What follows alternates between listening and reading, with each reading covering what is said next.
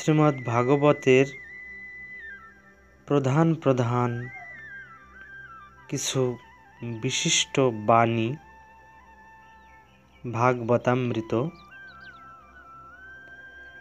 যে পক্ষী শাবকের পাখা হয়নি, সে যেমন ক্ষুধা পেলে মায়ের কাছে ফিরবার জন্য, দড়িতে বাঁধা বাছুর যেমন মায়ের দুধ খাবার জন্য, আর কামার্ত নারী যেমন তার দূর বিদেশগত প্রিয়তমকে দেখবার জন্য আকুল হয়, হে পদ্মলোচন, আমার মনও তেমনি তোমাকে দেখবার জন্য ব্যগ্র হয়েছে। শ্রীহরির প্রতি বৃত্রাসুরের উক্তি। ভগবান শ্রীকৃষ্ণ অজ্ঞ পুরুষদের আত্মোপলব্ধির জন্য যেসব উপায়ের কথা নিজ মুখে বলেছেন, তাই ভাগবত ধর্ম বলে জানবে। ভগবান বললেন, একান্ত ভক্ত অপেক্ষা বন্ধু অনন্তদেব, ভার্যা লক্ষ্মী আর পুত্র ব্রহ্মাও আমার প্রিয় নন। যিনি পত্র পুষ্প ফল জল বা অন্য যা কিছু দ্রব্য ভক্তির সঙ্গে আমাকে দান করেন, আমি সেই শুদ্ধচিত্ত উপাসকের উপহার প্রীতির সঙ্গে গ্রহণ করে থাকি। গুরু সেবায় আমি যেরকম খুশি হই, গার্হস্থ্য ধর্ম, ব্রহ্মচর্য ধর্ম, বানপ্রস্থ ধর্ম অথবা সন্ন্যাস ধর্মের আচরণ দ্বারা তা হই না। অন্ধের পথ প্রদর্শক অন্ধ হলে যেমন হয়, অজ্ঞ লোকদের পক্ষে অজ্ঞ গুরুও সেই রকম। সাধুরা সংসারে কিছু পাবার আশা না রেখে ভগবানে মন সমর্পণ করে শান্ত হন। কেউ তাদের শত্রু বা মিত্র নয়। তারা সমদর্শী, অভিমান এবং মমতা বর্জিত, সুখ দুঃখের দ্বন্দ্ব, স্ত্রী পুত্রের স্নেহপাশ থেকে মুক্ত। মজ্জমান ব্যক্তির যেমন নৌকায় পরম অবলম্বন, ঘোর সংসার সাগরে মগ্ন মানুষের পক্ষে ব্রহ্মজ্ঞানী সাধুরাই তেমনি পরম আশ্রয়। আমি সাধুদের শ্রেষ্ঠ আশ্রয়, তাই সাধুসঙ্গজনিত ভক্তিযোগ ভিন্ন সংসার তরণের অন্য কোনো উত্তম উপায় আর নেই। কাম হচ্ছে কণা, কণা মধুর মতো, তার সন্ধানে ঘুরে পুরুষ পরের স্ত্রী বা পরের ধন জোর করে নিতে চেষ্টা করলে ও স্ত্রীর স্বামী বা রাজপুরুষের হাতে নিহত হয়ে সে অনন্ত নরক ভোগ করে। পণ্ডিত ব্যক্তিরা কখনো রমণীদের বিশ্বাস করেন না।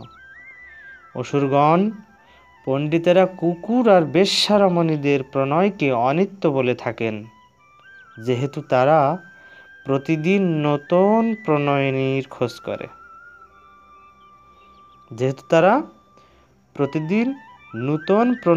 খোঁজ করে। বুদ্ধিমান লোক কখনো অসতী স্ত্রীর ভরণ করেন না, কেননা তাহলে তার ইহলোক পরলোক দুই নষ্ট হয়। যে জড়, গৃহস্থ ধর্মে তার অধিকার নেই।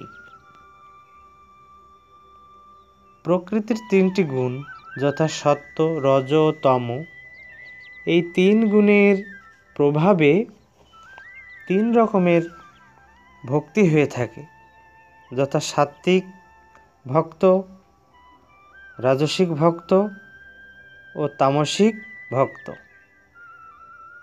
সত্ত্বগুণী জীব সম দম তিতিক্ষা তপস্যা সত্যনিষ্ঠা, জীবে দয়া পূর্বপর স্মৃতি, সন্তোষ ত্যাগ বৈরাগ্য, আস্তিক্য অনুচিত কাজে লজ্জা, দান সরলতা বিনয় আত্মরতি প্রভৃতি গুণে ভূষিত হয়। রজগুণীর স্বভাবে থাকে কামনা, চেষ্টা, দর্প, অসন্তোষ, গর্ব, ইষ্টলাভের জন্য দেবার্চনা, ভেদবুদ্ধি, ভোগে সুখ, যুদ্ধ প্রভৃতি বীরত্বের কাজে উৎসাহ, যশের প্রার্থনা, স্তুতিপ্রিয়তা, হাসি উপহাস, প্রভাব বিস্তারের ইচ্ছা, বল প্রয়োগের প্রবণতা ইত্যাদি। তমগুণ যার স্বভাবে প্রধান, সে ক্রোধ, লোভ, মিথ্যাচরণ, হিংসা, প্রার্থনা, বঞ্চনা, শ্রম, কলহ, শোক, মোহ, বিষাদ, দৈন্য, তন্দ্রা, আশা, ভয়, উদ্যমহীনতা এইসব বৃত্তি পেয়ে থাকে। সত্য থেকে জাগরণ, রজ থেকে স্বপ্ন এবং তমের থেকে ঘোর নিদ্রা উৎপন্ন হয়। অরণ্যই মানুষের সাত্ত্বিক আবাস। যে আহার পবিত্র, উপকারী এবং সহজে লভ্য, তাই সাত্ত্বিক আহার। সত্যগুণের ধর্ম হল উপশম বা শান্তি এবং নিবৃত্তি। সত্যগুণের আধিক্যে দেহত্যাগ করলে জীব ঋষিত্ব ও দেবত্ব লাভ করে। গ্রামকে রাজসিক আবাস বলা যায়। কেবল ইন্দ্রিয় তৃপ্তির জন্য আহার হলো রাজসিক আহার। রজগুণের প্রাধান্যে জীব অসুরত্ব ও মনুষ্যত্ব লাভ করে। যেখানে পাশা খেলা ইত্যাদি কুকাজ হয়, সেসব তামসিক আবাস। অপবিত্র কদর্য আহার হলো তামসিক আহার। তমগুণের প্রাবল্যে জীব পশুপক্ষী প্রভৃতি নিকৃষ্ট যোনিতে জন্ম লাভ করে। দেহধারী জীব স্নেহ, দেশ বা ভয় হেতু যে যে বিষয়ে সমগ্র মন নিবিষ্ট করে, মরণান্তে সেই সেই বিষয়ের স্বরূপ প্রাপ্ত হয়। কোনো দুর্বল কীট, তেলাপোকা, পেশস্কারী অর্থাৎ কাশপোকা দ্বারা স্বগৃহে নিরুদ্ধ হয়ে ভয়ে তার ধ্যান করতে করতে পূর্ব রূপ ত্যাগ না করেই সেই কাশপোকার রূপ প্রাপ্ত হয়। সুতরাং মরণান্তে জীব যে ধ্যেয় বস্তুর সারূপ্য লাভ করবে, সে বিষয়ে আর কথা কি? হিরণ্যকশিপু, রাবণ ও শিশুপাল এই 3 জন্মে সর্বদা বৈরভাবে এবং ক্রুদ্ধ চিত্তে কৃষ্ণ ধ্যান করায় শিশুপাল তন্ময়তা অর্থাৎ শ্রীকৃষ্ণ স্বরূপতা লাভ করল। বকরূপী ধর্ম যখন যুধিষ্ঠিরকে প্রশ্ন করেছিলেন, সংসারের সবচেয়ে আশ্চর্যজনক ব্যাপার কি? তখন যুধিষ্ঠির উত্তরে বলেছিলেন, সংসারে প্রতিদিন জীবসমূহ জমালয়ে যাচ্ছে, তা দেখেও অবশিষ্ট মানুষ অমরত্বের কামনা করছে। এর চাইতে বিস্ময়কর আর কি হতে পারে?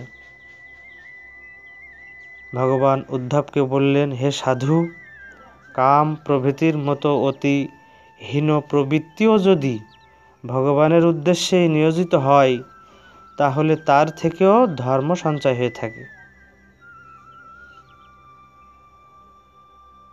আত্মা চিরন্তন, ক্ষয়শূন্য, শুদ্ধ, এক অদ্বিতীয়, বিজ্ঞাতা, সর্বাশ্রয়, বিকাররহিত, স্বপ্রকাশ, কারণস্বরূপ, সঙ্গীহীন এবং অনাবৃত।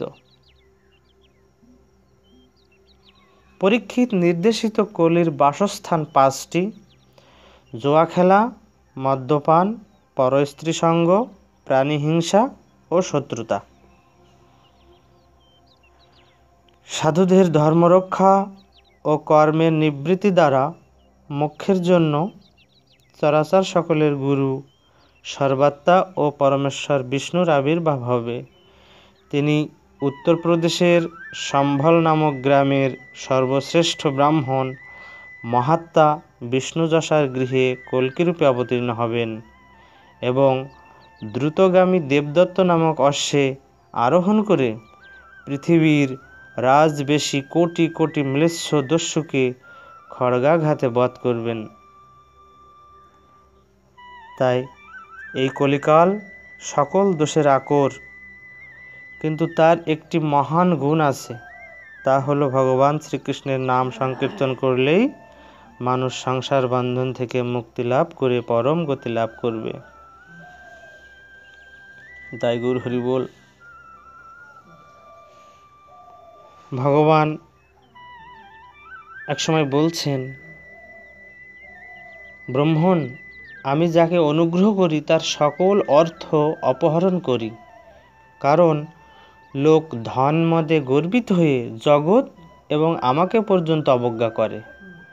পরাধীন জীবগণ নানা যোনি তথা কীট পতঙ্গের যোনিতে ভ্রমণ করতে করতে সৌভাগ্যক্রমে কখনো মানুষ রূপে জন্মায়। নিতাই গৌর হরি বল। রাজা শ্রী গুরু প্রেমানন্দে পরম করুণ প্রেমদাতা নিতাই গৌর হরি বল। 7 জানুয়ারি 2022 খ্রিস্টাব্দ, 23শে পৌষ 1428 বঙ্গাব্দ, উত্তর 24 পরগনা, কাতপুকুরিয়া, শ্রীক্ষেত্র পাঁচপোতা।